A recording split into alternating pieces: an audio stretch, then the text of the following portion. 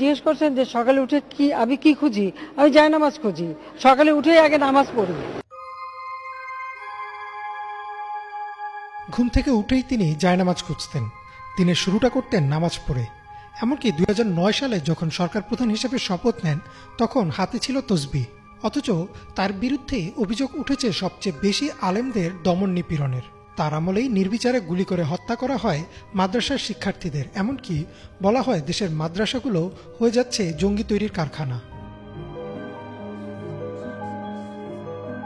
সাবেক প্রধানমন্ত্রী শেখ হাসিনার এক সময়ের ব্যক্তিগত সহকারী মুক্তিযোদ্ধা মতিউর রহমান রেন্টু তার আমার ফাঁসি চাই বইতে লেখেন, শেখ হাসিনার সবচেয়ে বেশি অপছন্দ ছিল নামাজি মানুষ। শুধু তাই না, তিনি নামাজ বা ধর্ম পালনকে ব্যবহার করতেন জনপ্রিয়তার হাতিয়ার হিসেবে। একই বইতে মতিউর রহমান রেন্টু লিখেন কিভাবে শেখ হাসিনা লোক দেখানোর জন্য মাইকে ঘোষণা দিয়ে নামাজ আদায় করতেন।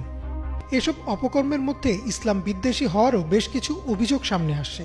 যেমন কোটা সংস্কার আন্দোলনের সময় গ্রেপ্তার হওয়া 17 বছর বয়সী ফাইয়াজ এক বেসরকারি টিভিতে দেয়া সাক্ষাৎকারে বলেন, তাকে যখন রিমান্ডে নেওয়া হয় তখন ডিবি অফিসে জামাতের নামাজ হতো এবং সেই নামাজের সিসিটিভি ফুটেজ চেক করা হতো।